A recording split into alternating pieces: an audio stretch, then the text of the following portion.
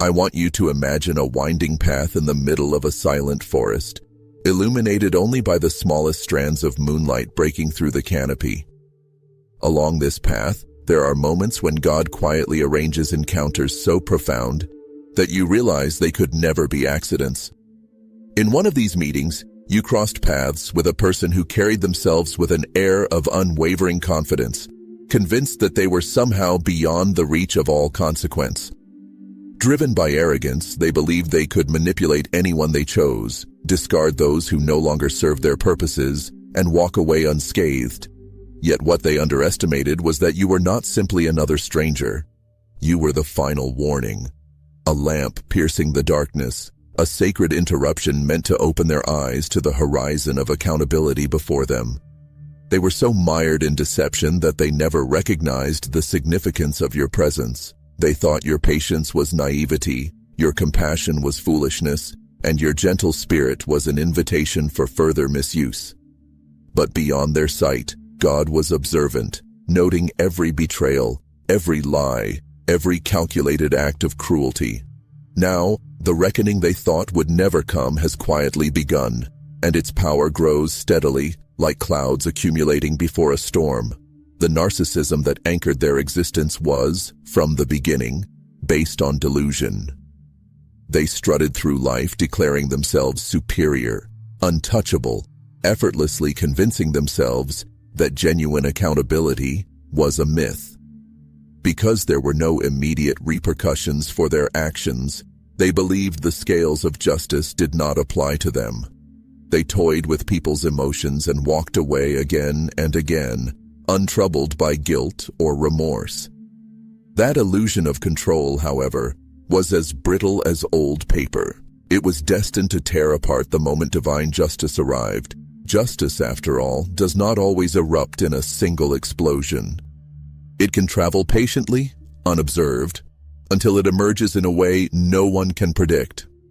But people who believe they are above all laws, be they spiritual or moral, mistake any delay for a permanent escape. They imagine that if judgment hasn't come yet, it must never come at all. In truth, every lie they told, every manipulation they launched, every trusting heart they wounded, was sowing a seed that would, in time, bear poisonous fruit. For a while, they kept on going without interruption, wielding their arrogance like a shield. But God was not absent. God was not indifferent. God was simply watching as they spiraled deeper into destructive patterns, giving them space to reflect and turn from their ways. That space was meant as grace, a gift of time in which they might find humility and admit their need to change. But the narcissist usually chooses pride over self-awareness, perpetually feeding the delusion that because no lightning bolt strikes immediately, they must be home free. Yet into their story, God placed you, not randomly but strategically, like a final outstretched hand, offering them a way off a sinking ship. And they dismissed you with hardly a second glance, believing you were inconsequential. They believed they could replace your kindness as easily as one might replace a broken tool. In the same way, Pharaoh hardened his heart when Moses implored him to let the Israelites go. In the same way the people of Noah's time laughed at the idea of a coming flood, this person refused to heed any echo of warning in your voice. They ridiculed the notion that consequences would one day catch up to them. By turning away from you, they turned away from God's own caution and tested the limits of divine forbearance. Over time, the first subtle shifts in their life began to appear. People who once clung to their every word started taking half steps back. What once had been easy, swaying others, commanding attention, imposing their will, became sluggish, forced, or even outright futile. The narcissist, still engrossed in their fantasy of invulnerability, might have dismissed these phenomena as passing nuisances. They simply searched for fresh victims, new environments where they believed they could exercise their manipulative talents again. But the truth is that no matter where they went, the seeds of their former actions remained ready to sprout into accountability. They realized too late that the world was not as docile as they thought. More people began to see through their facade. Rumors or whispers about their character spread. Some, who had once admired their charm, suddenly detected the undercurrent of malice in their actions. Relationships they took for granted began to crack under the strain. The high opinion in which they held themselves was mirrored less and less in the faces around them. They would try to recapture that old sense of control, but it no longer worked the way it used to.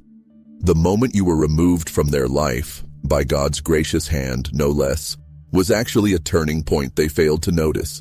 Where they thought themselves triumphant in discarding you, they had actually lost an unparalleled blessing. You may have asked yourself, why was I thrust into such a painful situation? Why did I endure the torment of their manipulation, only to be pushed away in the end? The answer is that God sometimes sends a willing soul into the life of a profoundly broken individual to serve as a messenger. You embody qualities that reveal genuine love, true patience, deep empathy. Your presence is a steady reminder that there is a path to repentance and a chance at sincere transformation.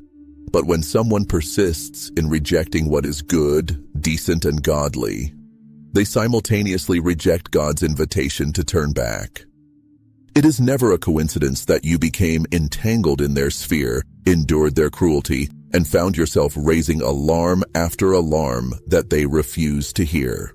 In biblical history, we often read about final warnings, whether it was Noah's voice rising over the chaos, telling people that a flood approached, or Jonah calling upon the people of Nineveh to repent, or Christ urging the Pharisees to see beyond their dogmatic pride.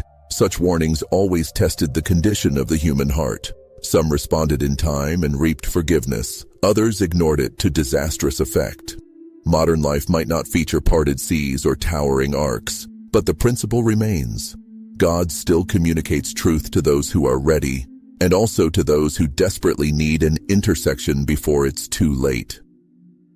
When the narcissist ignored every gesture of compassion you showed, every calm explanation of how actions have consequences, every demonstration of love that might have softened their heart, they effectively set themselves against you, and by extension, against the divine hand that sent you.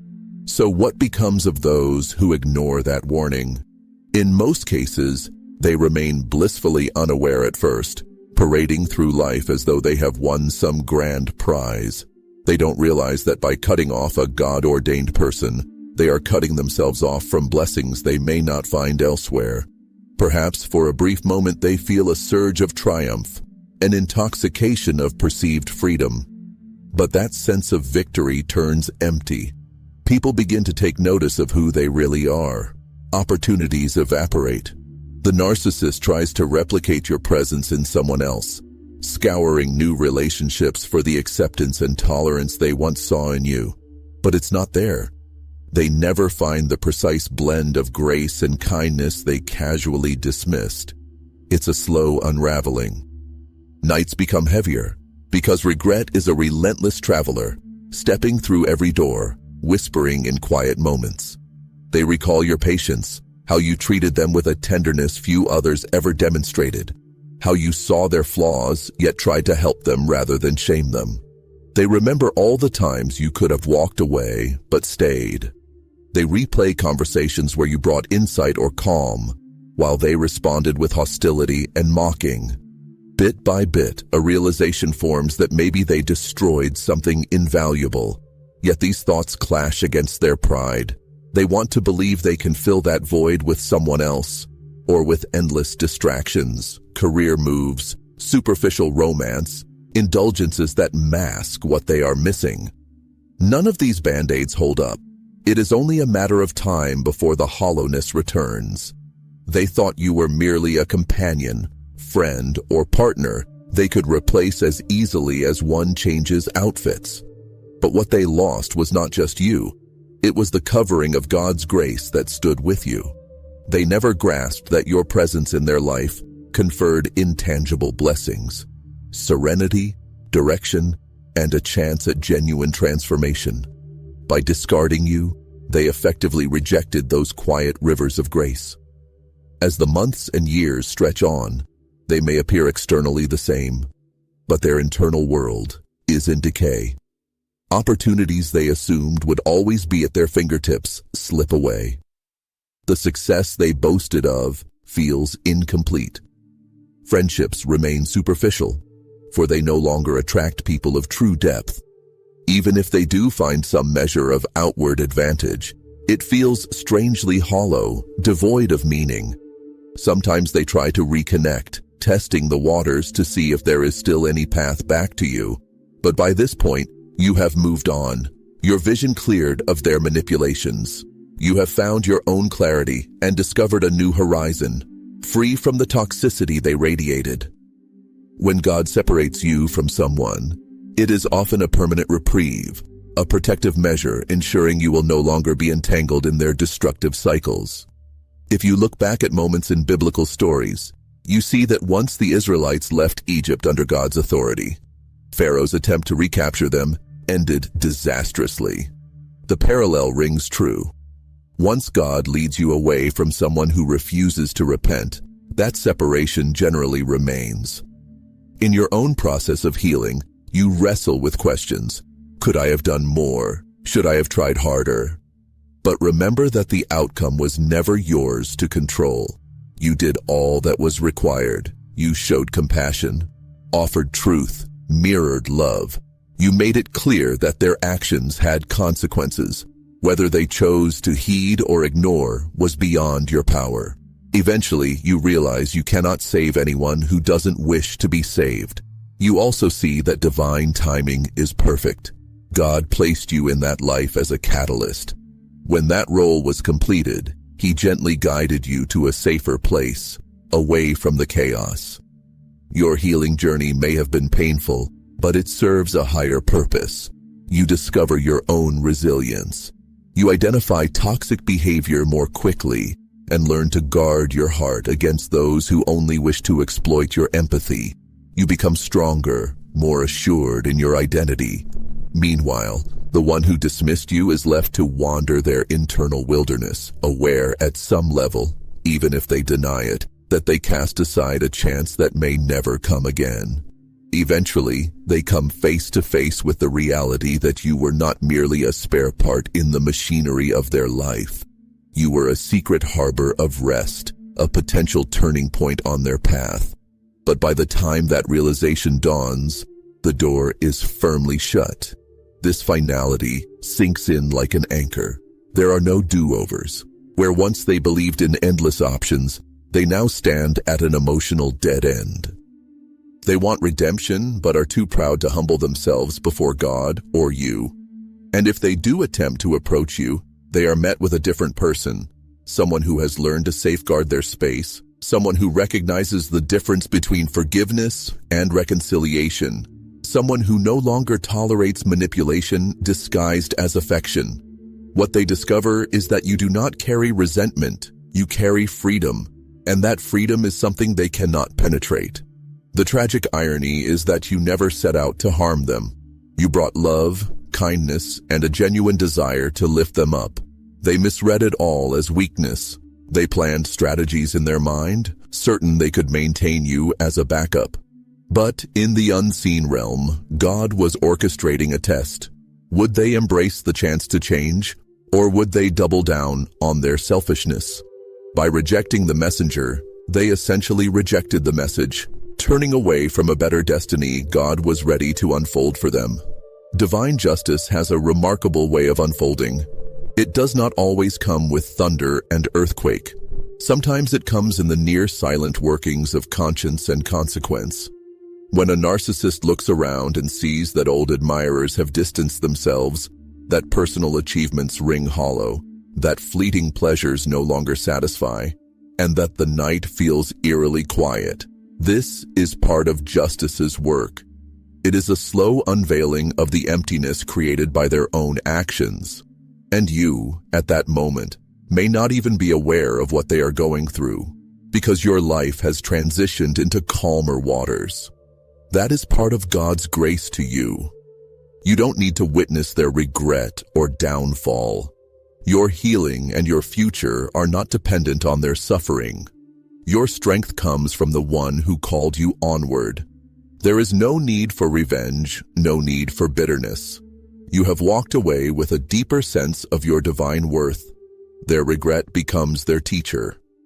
They might try to bury it, but regret will resurface again and again, reminding them of the opportunities they threw away.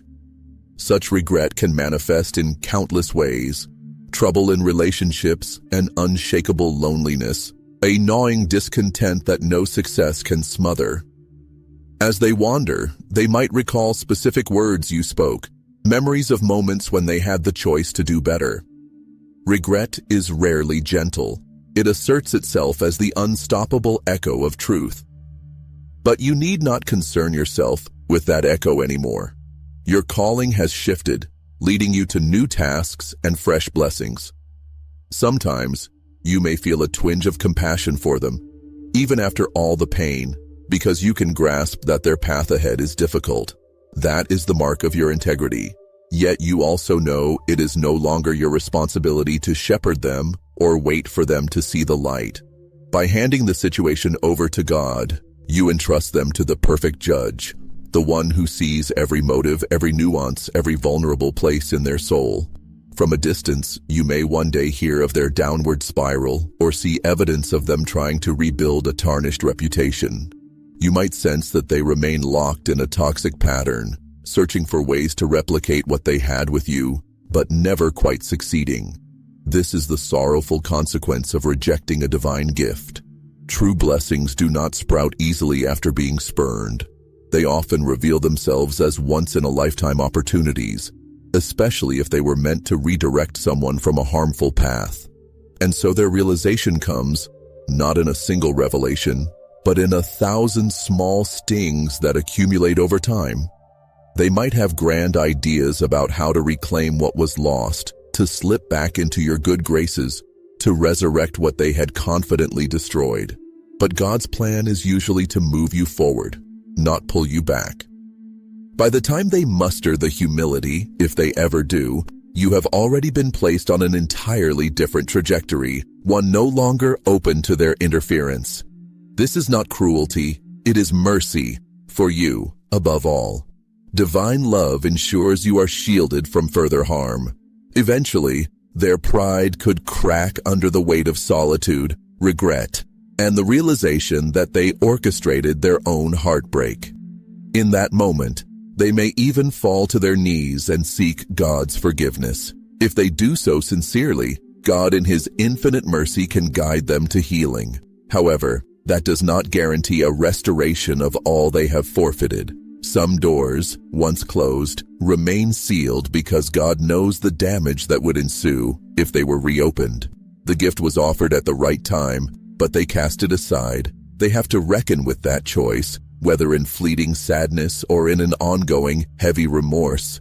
Yet for you, what remains is the peace of having fulfilled your calling. You were the voice whispering truth, the light illuminating the final chance for them to awaken to a better path. When they refused it, your mission was complete. God then led you away, protecting you from further harm. Perhaps you discovered renewed hope, deeper friendships, or a clearer sense of purpose. Instead of having your spirit crushed by their mistreatment, you found that your soul grew more steadfast. That is the paradox of divine orchestration. Through the trials of encountering such a person, you emerged with greater resilience. In this entire story, there is a profound lesson about justice. Too often we yearn for dramatic spectacles of vengeance or decisive acts of retribution, but God's justice is sometimes more intricate, woven into the fabric of everyday life. It can manifest as slow but unmistakable transformations, doors that slam shut unexpectedly, relationships that fade, restlessness that never quite leaves the heart of the unrepentant. It shapes itself around each individual's secret regrets and innermost failings, prompting them to see what they did and to recognize exactly when they turned away from grace. And in the end, that is a justice more powerful than any lightning strike, because it steadily dismantles the illusions they built and confronts them with the stark reflection of their own choices. You, meanwhile, can walk free, unburdened by their games and illusions. You do not have to bear the weight of wondering if you were enough or if your warning was clear. You were exactly where you were meant to be, exactly when God ordained it. Your presence was purposeful. You shone a light into their darkness and offered them a path toward redemption. If they chose to mock that path, the consequences settle on them alone. Once you recognize this, you set down the burden, step forward with renewed strength, and move into the future God has planned for you. That future is free of the manipulations and distortions of someone who refused to see the miracle right in front of them. So let this be a final reflection. God uses his people as carriers of hope, as instruments of grace, as testaments to the better road. Not everyone will accept that offering. Some, especially those immersed in narcissism, will remain fixated on their hollow sense of power. They'll assume they can discard you and keep winning. The truth, however, reveals itself in time. No one escapes the hand of justice, and no one can replicate the gifts they so carelessly threw away. The story they are left with is one of regret, a regret that stings in the quiet hours, that pricks at their mind with no relief in sight. By then, you are long gone, forging a path aligned with divine favor. You may look back only to realize how incredibly far God has taken you from that place of pain, and you can be grateful. You were the warning they refused to heed. You were the voice they dismissed. Yet you remain safe in the knowledge that you did your part. If there is a moral etched into the heart of your experience, it is this. Sometimes God calls us to be that final wake-up call in someone else's life. And when we have done what was required, he lifts us beyond their reach, ensuring we no longer stand in harm's way. The rest is between them and the one who sees all things and settles every account.